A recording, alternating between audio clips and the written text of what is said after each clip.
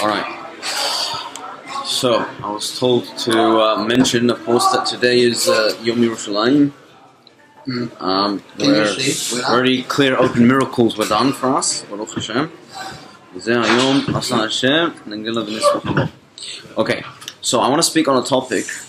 The topic of the Shi'ur is Halav Yisrael, fixing the record. The reason why I call it fixing the record is because there are a lot of misconceptions about Halav Yisrael and what the Sepharadi view is, especially. So, let's get right into it, and I'll start with there are two important Gemarot, two Mishnayot, and two Gemarot, which are very important. They're both located in Even HaEzer, in Avodah Zarah, in Avodah Zarah. And the Mishnah on Daf Lamed He Amud Bet, we have a Mishnah which says, I'll just read the important part. Ve'elo dvarim shel goyim asurin ve'ein isur hana'ah halav shechelvo goy ve'ein yisor ra'uhu.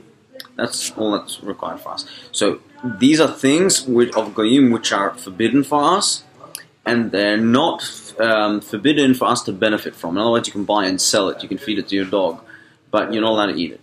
One of those things is milk that a non-Jew, a Gentile, milks, and a Jew didn't watch the milking. Now the Gemara on this piece says something very, very important, very interesting. It says, Halav l'may nechushla, im meshum ichlufe tahor chiver tameh yarok, ve'im meshum yaruvi nekum da'amar mar halav tahor omed. Halav tameh ena omed. Okay, nikum. Okay, so basically it says there's two things. If it's because he's mixing in something non-kosher, a non-kosher milk, let's say he puts in pig's milk, well then we can see it. It should be, because it has a slightly green color to it. So if you mix it in, we would know. Right?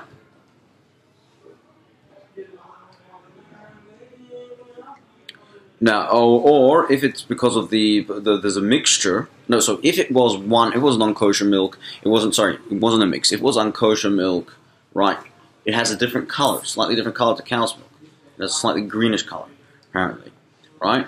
Then we would know. But if it's a mixed, so what's the big deal? You take some and you make lakun needs to make cheese. Yeah, you ma'amid bekeba. And what happens with the cheese is that only the kosher milk becomes cheese, the unkosher milk can't become cheese, right?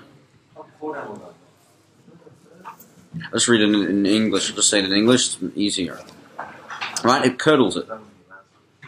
So the milk of a kosher animal curdles, but the milk of a non-kosher animal doesn't. So then the Gemara says, this is all right if you required cheese. But what case are we dealing with where he requires it as the drink? He wants the milk, yeah. So then the Gemara says, "Oh, okay. So just take a small amount and make cheese out of it, and then you can assume that the rest is fine." Says, "No, that's fine, but it's not okay because even with the milk of a clean animal, there is whey, and the whey doesn't curdle. So nothing can be proved because you could see, if something doesn't curdle, it may be kosher, it may not be kosher." Now, what is the important point that we see in this Gemara? The Gemara is telling us, even though it rejects these tests, it's telling us that theoretically speaking, a test is a valid way of telling whether it is kosher. Which means that nowadays, when we do have ways to test milk, and we know for sure if it came from a cow or from a different animal, a non-clean animal, so we could test. Now, if we had this Mishnah alone, nonetheless, we would still have to test every milk that we drank, right? But we have a second Mishnah in the Gemara. The second Mishnah is on Avodah Zarah, Daf Lamed Tet Amud Bet. Ve'elu mutarin ba'achila halav shechelbo goy v'yisor ra'uhu.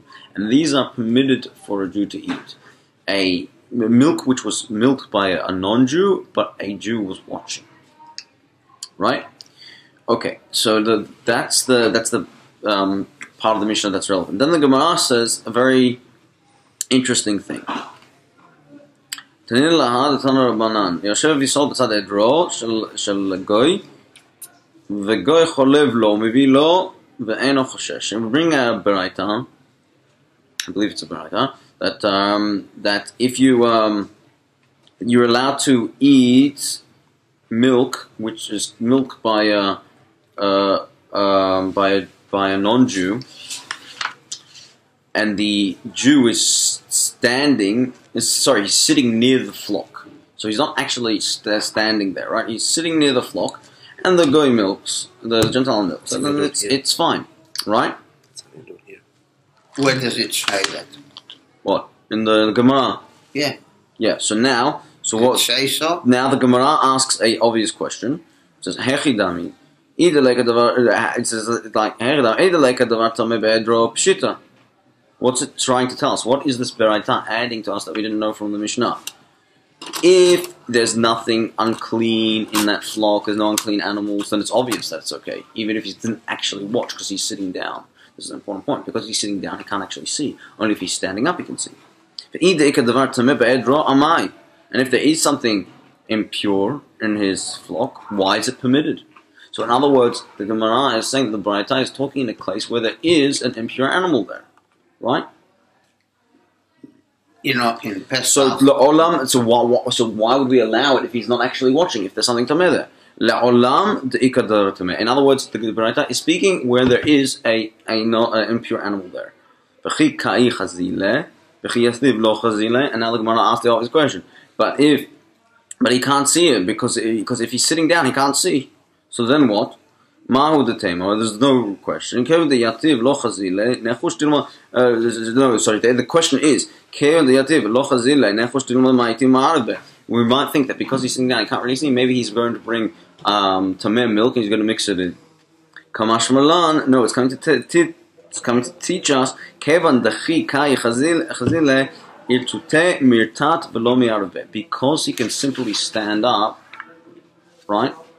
Because it's very easy for him to stand up and see, so the Gentile, while he's milking, is scared to mix something in. Because even though the guy's sitting down, he can't actually see the moment of the milking, he can stand up easily and see it. So this tells us a very, very important point, which we'll return to when we in a little bit. We'll return to this point, is that it tells us that it's not actually the seeing that makes it kasher, it is the mirtat, it's the fear, which is the same principle by which a mashgiach yotzev v'nichnas, a mashgiach who comes and goes, he's not always there 24/7. It's the same principle. Because he can come at any time, the person is scared to do the wrong thing. Now, so now we understand from this Mishnah that it's not technically the watching, it's the fear. Now you have fear. The fear of the Gentile is scared to do something wrong. Because firstly, no one will buy his product. They find out. Or nowadays with the government, which we'll return to again, where he's scared to do something wrong because someone might, because the government will get him into trouble, they'll fine him, or who knows what. You want to hear something? Can I interrupt you? Yeah. Do you know, I come from a dairy. Yeah. Original, my family, not me. My family, my mother, and then my brother, all my family actually. I work all my life till I come to Australia on a dairy, and in Israel on Pesach, and then in the Barefet, dairy, to start with, there's no any more grain.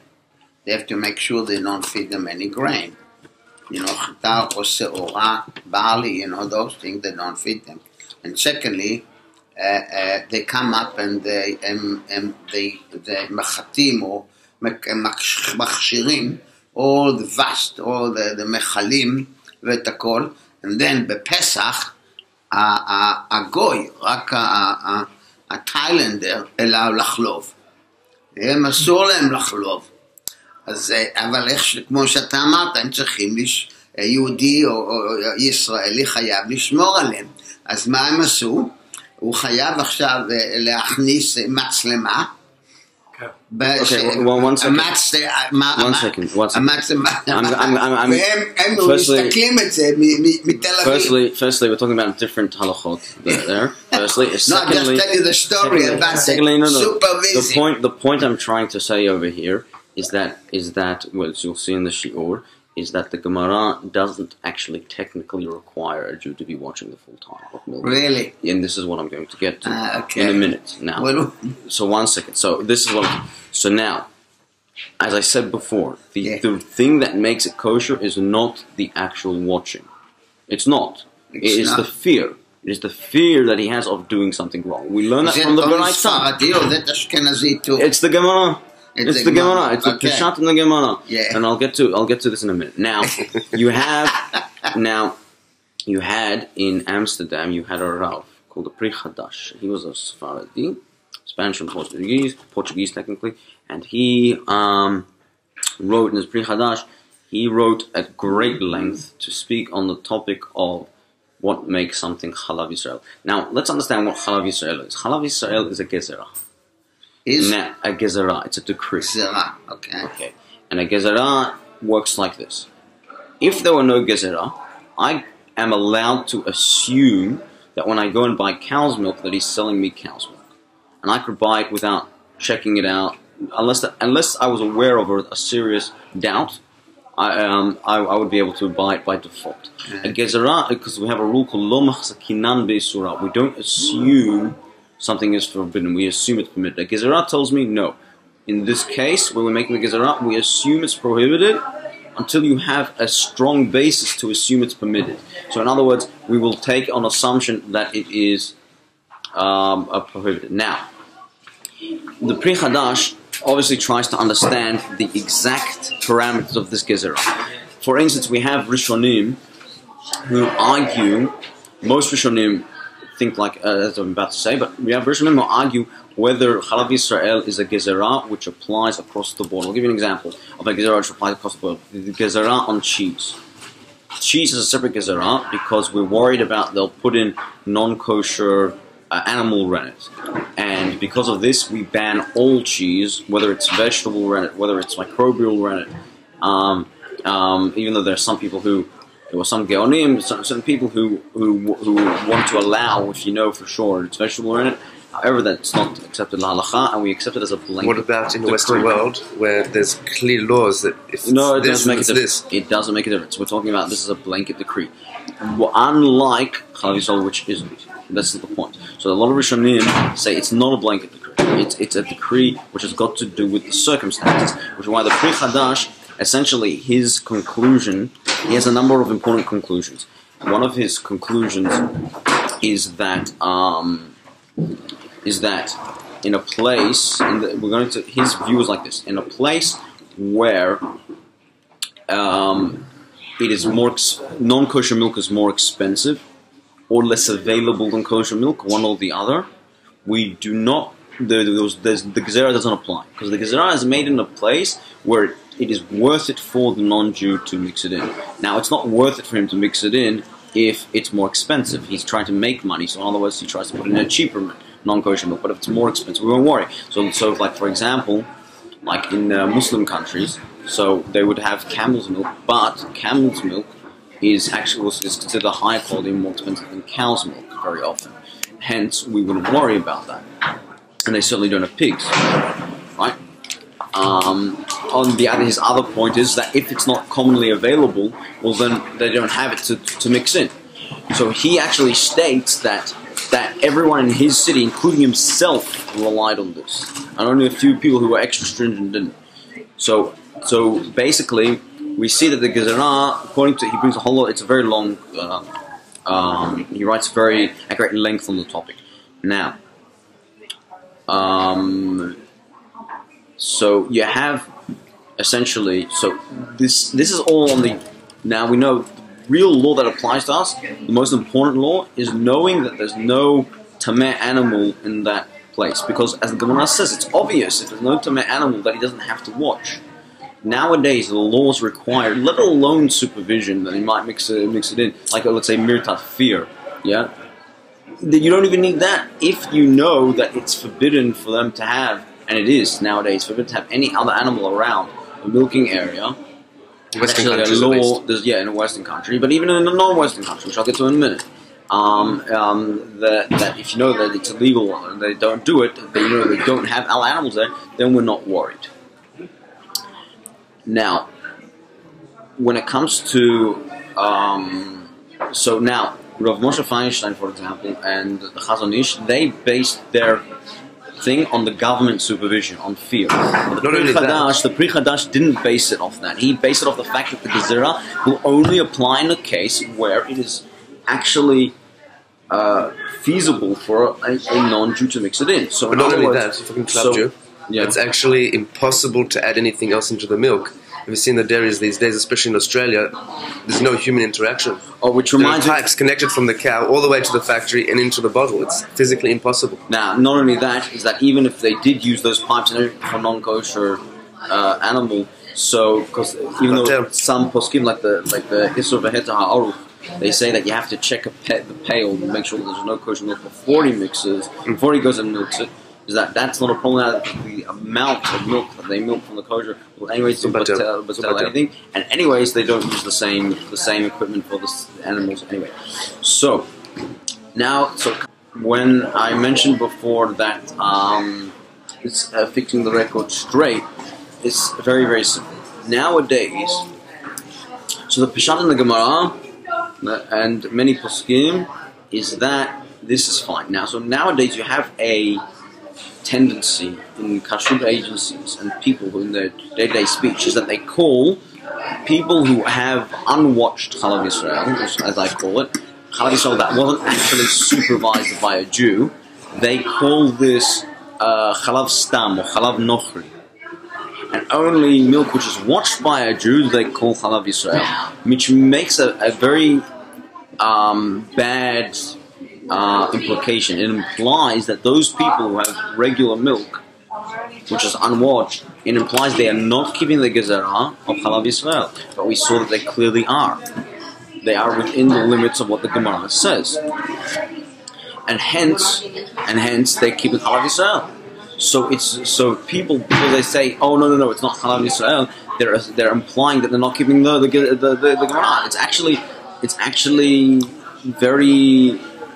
It's disgusting. It's despicable. It's despicable that they claim that someone isn't keeping the simple halacha, and they say they're being lenient. No, it's the other way around. The people who require watching, they're being strict, and there's no actual requirement of the simple reading of the Gemara or the halacha. There is no actual requirement for that. So you have. So if that's the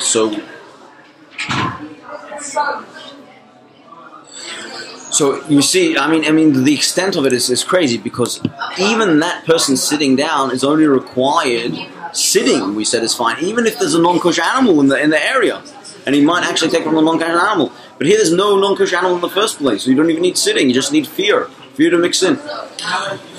Now, so this brings me to another point. Sepharadi communities throughout history, besides for Amsterdam, also Ashkenazi communities, never before have they been so careful about specifically a Jew watching it. I'll give you an example. My own grandmother, she said that in Bombay, I think she was led to believe that, she said, we didn't know back then, we had no choice, we used to buy from the Goyim. Yeah, even though they didn't have such good government supervision, but they knew as a fact that the non-Jews there, the Indians, they didn't keep pigs. Yeah, they didn't keep pigs at all, or anything else like that. And they knew. And so she felt like that they were doing less. And that's not true. They kept halacha. I was very upset when I heard it. Who told her that they were keeping any less? No, it's mutar, and that is Halav Yisrael. So they should stop saying it's not Halav Yisrael when it is Halav Yisrael, according to the Gemara, according to the halacha. Now, yes, there are some opinions that say no, like the Khatam Sofer that says it's a blanket gezerah, and Chas Hashem has to uproot it. Fine, good for okay, fine. It's a minority opinion, and good for them. Nonetheless, you can't go around and you can't attack a very valid view. In fact, in Europe itself, I heard of a case where there was one city where they would weigh the milk, because they knew that milk had a certain weight, and if something was added into it, like pig's milk is lighter, so they knew that if that would be added into it, the weight would be less and they would go by that. This is an Ashkenazi city. So this whole stringency, which is, I'll give you another example. Someone said, oh no, you can't rely on Australia because once they knew of one case where they found someone had mixed something in. But that's ridiculous. That's the biggest proof that you can, because when someone mixed it in, they got found out. That's the biggest proof that you can rely on it. And let's say if by accident it turns out that you drank milk which had something mixed in, guess what? I kept the halacha. I don't even have to do teshuvah. I did nothing wrong. And so hence... No. Even if it's not patel. Let's say I drank something that was not patel, but I kept the halachot of Halav Yisrael. I relied on a strong halachic basis. The halachic basis tells me that I can assume it is kosher. The halachic tells me because I can assume it is kosher. So instead of being obsessive compulsive like the Jewish world is about every little thing, but the halacha, so therefore we see that the case of Halav Yisrael is a case where we really should stand up and say that enough is enough, and that you can't keep on implying that Jews aren't keeping the halacha. And just to actually read the actual language of the Pri Chadash, where he says,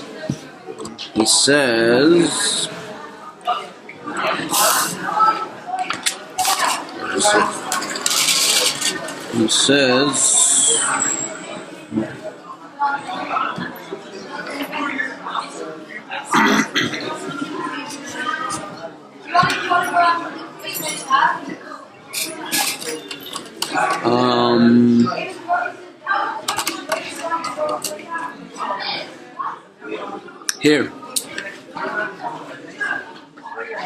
הכלל העולד בעיר שלא נמצא שם חלב טמא או שהוא יותר ביוקר מחלב טהור, מותר לקנות מהעקום חלב שחל בו בלא ראיית ישראל כלל. וכן מצאתי המנהג פשוט פה אמסטרדם, וכן נהגתי אני גם כן, זו קצת יחידים הנזהרים בזה.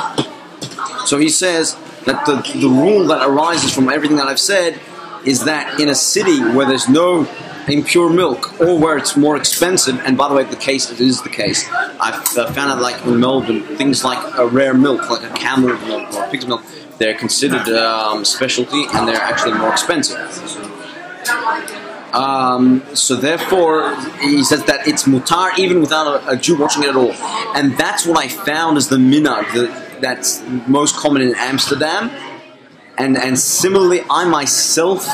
I'm accustomed to this as a Pri Chadash. It was a big Rav, besides for a few single people who are careful about this and they don't do it. So the point, as I said before, the main point over here is that because it is, according to the simple understanding of the Gemara, the simple understanding of the Psukim, it is Halav Yisrael. Hence, Be'ezrat Hashem, which I hope that people will realize this and they will stop attacking people, or not attacking people, implying that they're not keeping the halacha. And hence, that's why, according to this, having milk from a Gentile at a cafe or anywhere else is what you buy in Coles, right? Yeah, you can buy in Coles. It doesn't need a hechsher. It's totally, if it's 100% milk, of course, and it's totally... They make money out of it, simple as is, Okay, so we'll just finish with that, and we'll finish the recording.